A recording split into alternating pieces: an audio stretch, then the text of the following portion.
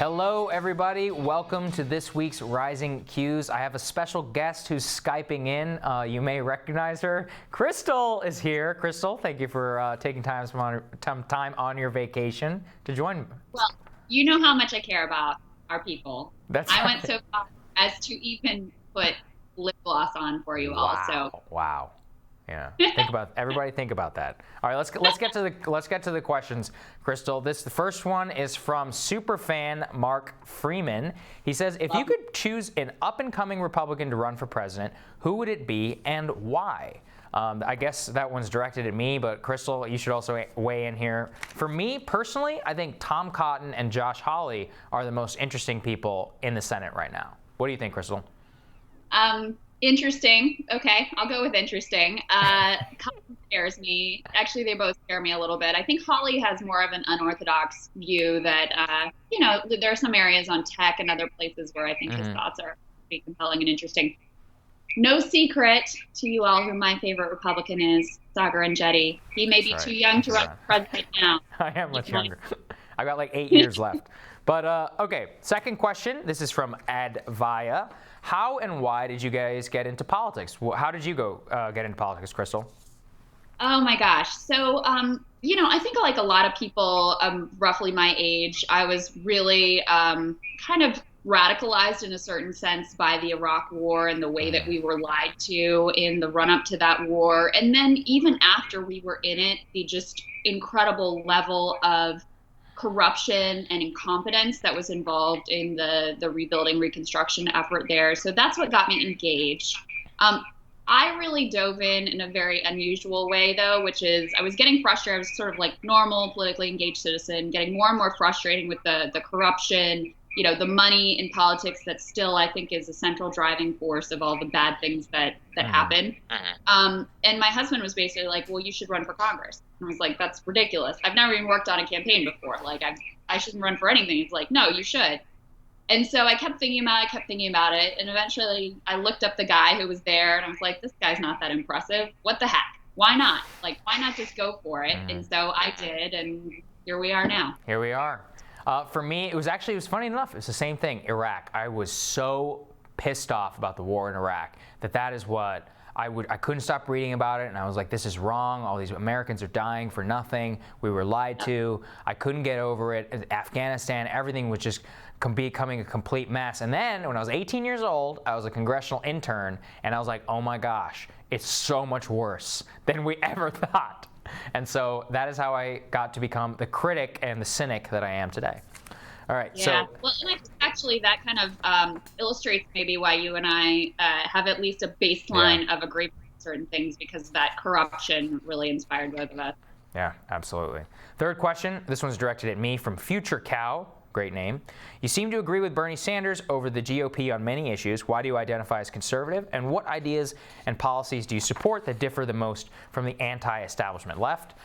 Really interesting question, one that Krystal and I talk about a lot. For me, it is definitely immigration and on family policy. So I think that the left has diagnosed some of these problems very well. But my main caution, what we talk about here a lot, is that you can't expand the social safety net while also massively expanding your population. And also think that cultural homogeneity is really important. That a note, I don't mean racial homogeneity. I think that we've proven in America time and time again that we can come together on pan-ethnic and pan-religious lines, but it takes a little bit of tinkering at the top level. I also think that it's really important to encourage the development of the family unit, and I really am obsessed with encouraging family policy, and I think that can sometimes be lost amongst the left. Although I would say the anti-establishment left is much better than the neoliberal left.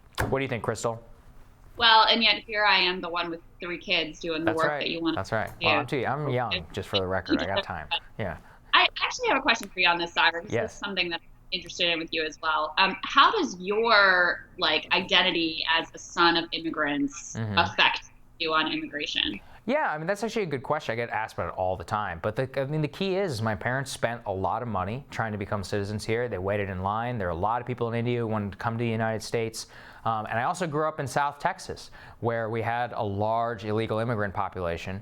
And there was always just a fundamental unfairness that I kept thinking about the system, and I was like, you know, it costs my parents a lot of money. Everybody in the Indian community, I mean, it's something that you really strive for, and so the idea that you can just come to the United States, you know, you get free education, you get all these benefits, and then you have this party that is advocating for even more benefits. When I know legal immigrants who are actually struggling, I'm not saying my family was, but I knew people who were, and I just thought that there was like a fundamental tension there for that debate.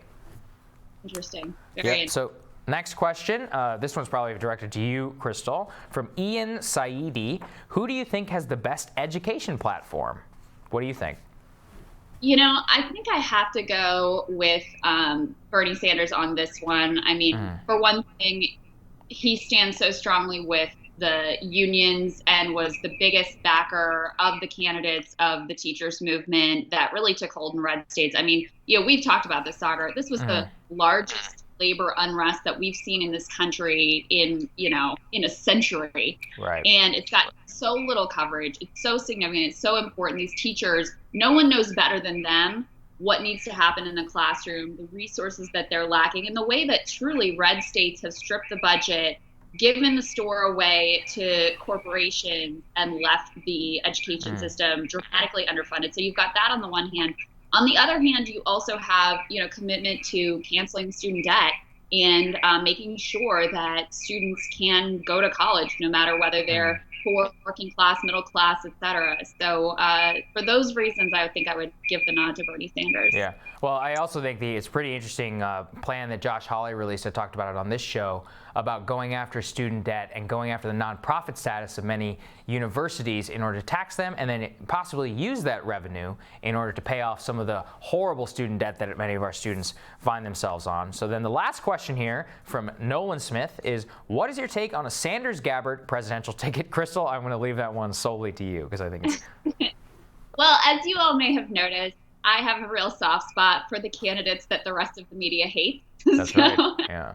I mean, look, you know, I'm pretty upfront about, I really respect Senator Sanders' consistency, the fact that he's been right on a lot of the major issues that we've watched transform our nation and our world over the past 30 years.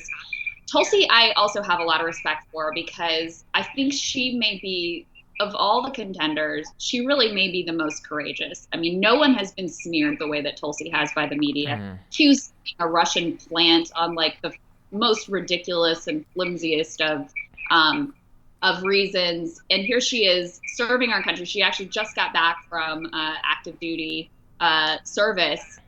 So I really admire the way that she takes on the military-industrial complex. I really admire the way that she's a voice of moral clarity on the way, the unintended consequences that our foreign adventurism can have, on the need to end the endless wars. Like, I think as a veteran, as someone who was a combat medic who really saw what that meant for our men and women, and also for, you know, the citizens in the countries where we are going and waging these wars, I think it would be a very interesting voice to have her on a ticket.